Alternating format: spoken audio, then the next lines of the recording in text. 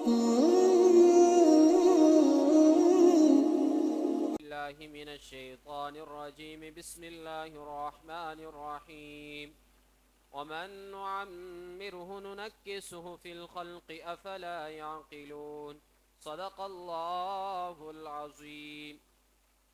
پیچھے ہم نے پڑھا کہ اللہ فرماتے ہیں اگر میں چاہوں تو اسی دنیا کے اندر ان کی آنکھوں کو ختم کر سکتا ہوں۔ فرمایا راستہ بھی نہیں دیکھیں گے اور ٹھوکریں کھاتے پھریں گے۔ اللہ فرماتے ہیں دیکھو کہ میں جنہیں عمر دیتا ہوں اور عمر زیادہ دیتا ہوں تو ننکسو فی الخلقی، اس کی تخلیق کے اندر کمی لے آتا ہوں۔ اسے سمجھنے کے لیے وہی پیچھے سورہ سجدہ والی آیات کریمہ، اللہ الذی خلقکم من ضعف ثم جعل من بعد ضعف قوة ثم جعل من بعد قوة ضعفا وشیبا۔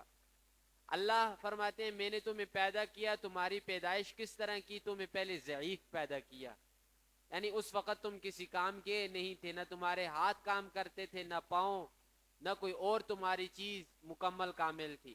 لیکن پھر ایک وقت میں نے تمہارے اوپر ایسا لایا کہ تم شباب کے اندر تھے، طاقت کے اندر تھے، جوانی کے اندر تھے۔ اس وقت تم اپنے جیسا کسی کو سمجھتے نہیں تھے۔ پھر میں تمہیں دوبارہ واپس اس حالت کے اوپر لوٹاتا ہوں جیسے تم ماں کے پیٹ سے نکلے، یعنی ماں کے پیٹ سے نکلے تو محتاج تھے، ہر کسی کے محتاج تھے۔ اسی طرح بڑھاپا تمہارے اوپر میں نے لایا کہ ہر چیز کے تم لوگوں کے محتاج ہوگے۔ فرمایا وَمَن نُعَمِّرْهُ نُنَكِّسُ فِي الْخَلْقِ، جسے ہم عمر زیادہ دیتے ہیں، نُنَكِّسُ فِي الْخَلْقِ، تو ہم اس کی خلقت کے اندر کمی لاتے ہیں۔ کیسے؟ جوانی میں آنکھیں پوری ہیں، ہر چیز کو انسان دور سے بھی دیکھ سکتے ہیں، نزدیک سے بھی دیکھ سکتے ہیں، لیکن جب عمر زیادہ اللہ عطا کرتے ہیں تو خلقت کے اندر کمی آتی ہے، نہ نزدیک سے نظر آتا ہے نہ دور سے نظر آتا ہے۔ زبان جوانی میں جو چیز بھی آپ کھاؤ ذائقہ آپ کو دے گی، اچھی چیز ہے، تھوڑی کم درجے کی ہے، جو بھی کھائیں گے ذائقہ آپ کو آئے گا، لیکن جب عمر بڑھ جاتی ہے اللہ فرماتے ہیں خلقت میں کمی آتی ہے، پھر اچھی سی اچھی چیز بھی کھاؤ زبان ذائقہ نہیں دیتی، کان ساتھ چھوڑ دیتے ہیں، ٹانگیں ساتھ چھوڑ دیتی ہیں، ہاتھ کام کرنا چھوڑ دیتے ہیں۔ وجہ کیا؟ اللہ آپ کو اپنی قدرت دکھلاتے ہیں کہ دیکھو وہ اللہ جس نے تمہیں کمزوری سے طاقت دی، اسی اللہ نے تمہیں طاقت سے پھر دوبارہ کمزوری دے دی تاکہ تم اللہ کو پہچانو۔ افلا یعقلون، کیا تم سمجھ نہیں رکھتے؟ کیا تمہاری عقل نہیں؟ وما علمناہ الشعر وما ينبغی لہ۔ اب یہ والی آیت کریمہ اسے جوڑیں وہ شروع کے ساتھ، یاسین والقرآن الحکیم، یاسین اے محمد الرسول اللہ صلی اللہ علیہ وسلم، والقرآن الحکیم، قسم ہے قرآن حکیم کی، وما علمناہ الشعر، ہم نے آپ کو شعر نہیں سکھلائی، ہم نے آپ کو شاعر بنا کر نہیں بھیجا، بلکہ ہم نے کیا کیا؟ انک لمن المرسلین، آپ کو رسول بنا کر بھیجا۔ شاعر شعر کہنا یہ شریعت کے اندر پسندیدہ عمل نہیں۔ قرآن نے کیا کیسے بیان کیا تھا سورہ شعراء کے اندر؟ وَالشُّعَرَاءُ يَتَّبِعُهُمُ الْغَاوُونَ، یہ کیا؟ گمراہی کے پیروکار ہوتے ہیں، یعنی جدھر چلتے ہیں وادیوں کے اندر گم ہوتے ہیں، کوئی حقیقت کے اوپر مبنی ان کی باتیں نہیں ہوتی، تو شاعروں کو شریعت نے پسند نہیں کیا۔ ہاں وہ شاعر جو دین اسلام کے لیے کافروں کے مقابلے کے اندر شعر کہیں، وہ شاعر کیا ہیں؟ وہ انہیں خراج تحسین محمد رسول اللہ صلی اللہ علیہ وسلم نے پیش کیا۔ کیا فرمایا کہ اے حسان اٹھ، اور اٹھ کر کافروں کی حجہ بیان کر، حجو بیان کر۔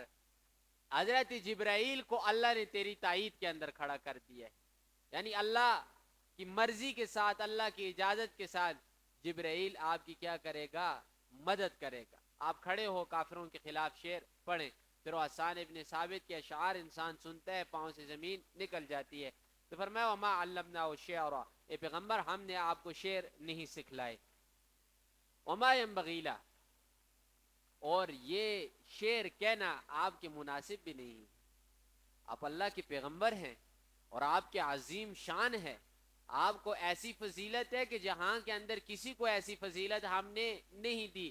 اور شاعروں کے اندر کیا ہے؟ عیب ہے کہ شاعر جھوٹ بھی بولتے ہیں، اور اللہ کا پیغمبر ہو اور جھوٹ بولے یہ اس کی شان شان نہیں. تو نہ ہم نے آپ کو شعر سکھلائے اور نہ ہی یہ آپ کے مناسب تھے. اب یہاں سے ایک اور بات بہت ہی مزے کا اشارہ ہے، سمجھنے کی ضرورت ہے کہ پیغمبر علیہ الصلوۃ والسلام کے بارے میں جو لوگ کہتے ہیں کہ عرش سے لے کر تحت سرا تک جتنی چیزوں کا علم ہے اللہ نے سارا محمد رسول اللہ کو دے دیا، ان کے اس عقیدے کا رد ہے کہ پیغمبر علیہ السلام کو علوم دیے گئے، بے پناہ علوم دیے گئے، لیکن آپ یہ کہیں کہ تمام کے تمام علوم اور تمام کی تمام چیزیں جو مناسب تھی شان کی یا نہیں تھی سب عطا کی گئی، یہ غلط ہے.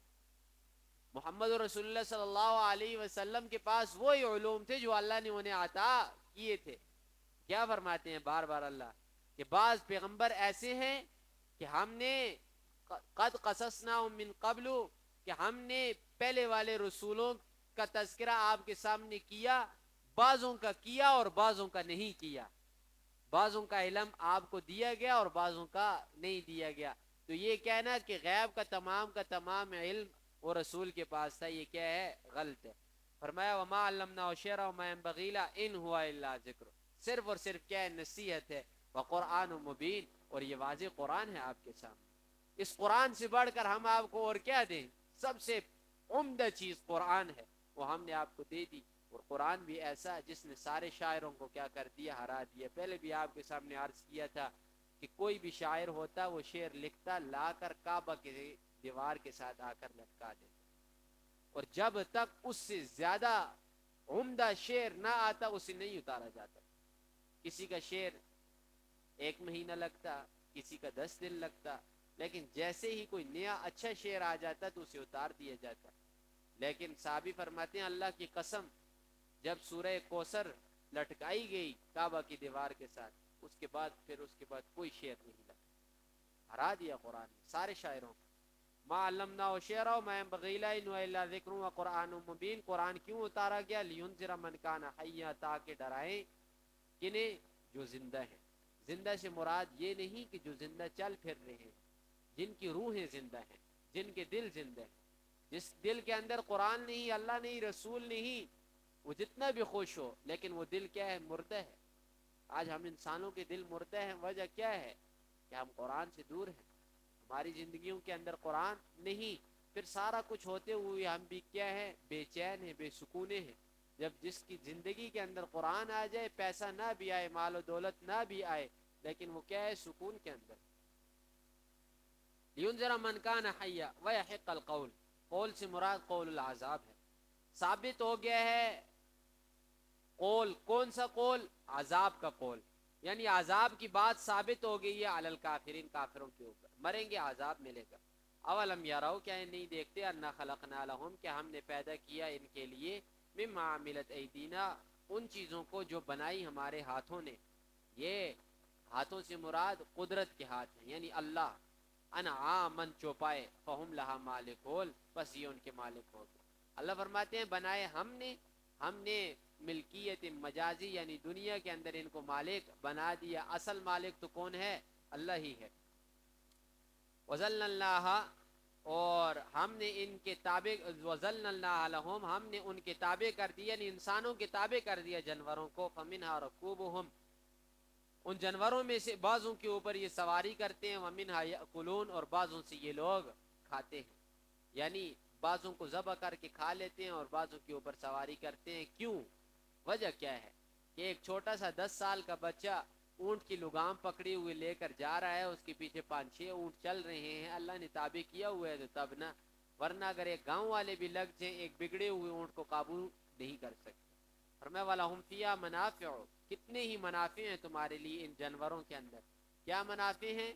آپ ان کے اون وغیرہ، ان کے بال وغیرہ، ان کے کھر وغیرہ استعمال کے اندر لاتے ہو.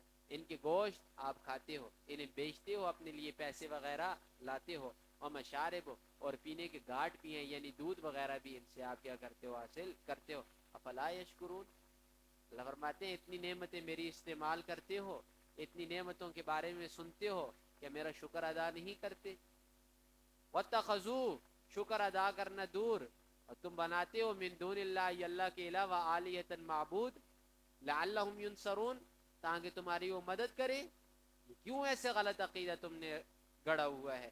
کوئی بھی ہے، پھر عرض کرتا ہوں، چاہے بت پرست ہے، چاہے قبر پرست ہے، یہ چاہے پیر پرست ہے، کوئی بھی ہے، کوئی بھی باطل فرقہ ہے، اس کا اصل مقصد عبادت کرنے کا یہ ہے کہ وہ ہماری مدد کریں. آج لوگوں نے اپنی گاڑیوں کے اوپر لکھایا ہوا ہے یا علی ادرکنی، اے علی مجھے پالے، یعنی میری بگڑی بنا دے، یا علی مدد، یا شیخ عبد القادر جیلانی المدد. کتنے فقرے آپ سنتے ہیں کہ نہیں سنتے، دیکھتے ہیں کہ نہیں دیکھتے؟ اب خود سوچئے کہ حضرت علی اگر لوگوں کی اتنی زیادہ مدد کر سکتے تو خود شہید کیوں ہوئے؟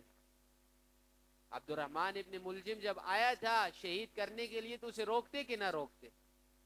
وہ چیز اللہ نے عطا نہیں کی، نہ اپنی مدد کر سکتے نہ دوسروں کی مدد کر سکتے ہیں.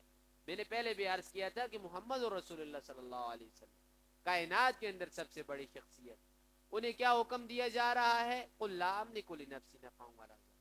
اے محمد رسول اللہ ذرا لوگوں کو بتا دیجئے کہ میں محمد اپنی جان کا مالک نہیں ہوں، میں اپنی جان سے نفع نقصان کو دور نہیں کر سکتا.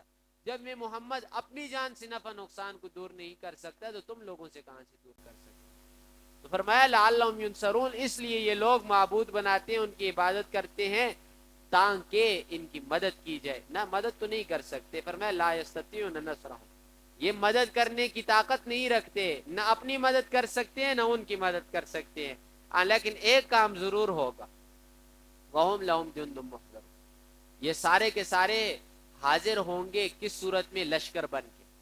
جن جن لوگوں کو معبود بنایا گیا یہ سارے جمع ہوں گے، جمع ہوں کر اللہ کی بارگاہ میں آئیں گے اور کہیں گے اللہ ہم نے ان سے نہیں کہا ہماری عبادت کر، اللہ ہم کسی کی کیا عبادت کر سکتے ہیں، ہم کسی کی کیا مدد کر سکتے ہیں، ہم تو اپنی مدد نہیں کر سکتے. وہ عیسیٰ علیہ الصلوۃ والسلام کا قول جو قرآن میں 7ویں سپارے میں ہم نے پڑھا تھا، اے اللہ میں نے کہاں پر کہا ہے ان سے کہ یہ میری عبادت کریں، یہ میری ماں نے کہاں پر کہا ہے؟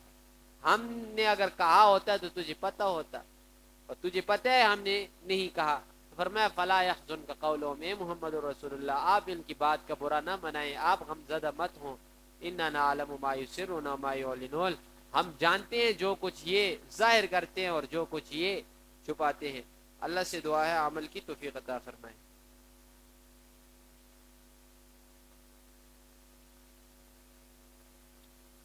اچھا یہ کل سوال آیا تھا، یہ وردی نہیں تھی، یہ وری تھی. وری کے اندر یعنی جو بچی وغیرہ شادی کر کے دیتے ہیں اس کے لیے کچھ نہ کچھ ماں باپ کپڑے بناتے ہیں، تو اس کے لیے انہوں نے سوال کیا کہ ان کپڑوں کے اندر کالا رنگ کپڑے رکھنا ضروری ہے یا نہیں، کالے کپڑے رکھنے جائز ہیں یا نہیں. یہ چیزیں پہلے بھی تفصیل کے ساتھ کئی مرتبہ میں بیان کر چکا ہوں کہ یہ جو شادیاں ہماری ہیں یہ مسلمانوں والی نہیں ہیں، شادیاں ہماری ہندوؤں کے طور طریقے کے اوپر ہے، ناراض ہونے کی یہ بات نہیں ہے. شادیاں بیاہ یہ جتنی بھی چیزیں ہماری پوتکیاں وغیرہ یہ ہندوؤں کے طریقے کے اوپر ہیں. وجہ کیا ہے؟ ہم ان کے ساتھ رہے ہیں. اب ان شادیوں کے اندر یہ ایک وری نہیں ہے، اس کے علاوہ اور سینکڑوں چیزیں ہیں. مثال کے طور پر منگل والے دن جانا نہیں ہے رشتہ داروں کے گھر، پھر اسی طرح 13 تیزیاں، پتہ نہیں اور کئی قسم کے بکواسات ہیں کہ ان دنوں کے اندر رشتہ داروں کے گھر نہیں جانا، پھر فلاں فلاں معاملہ کیا تو نحوست ہوگی. سوم ابھی کالے رنگ کا بھی مسئلہ یہی ہے کہ عورتوں کے ذہن کے اندر یہ بات بیٹھی ہوئی ہے کہ کالے رنگ کے اندر نحوست ہے.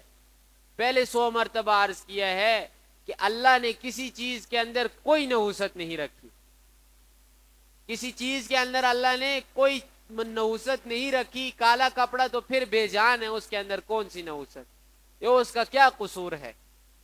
کالا کپڑا رکھ سکتے ہیں، نیلا پیلا کسی دن جائیں جا سکتے ہیں، رمضان ہو محرم ہو کوئی دن ہو آپ شادی کر سکتے ہیں، ہر معاملہ آپ کر سکتے ہیں، کوئی کسی قسم کا اس کے اندر مسئلہ اور قباحت نہیں. اللہ سے دعا ہے عمل کی توفیق عطا فرمائے.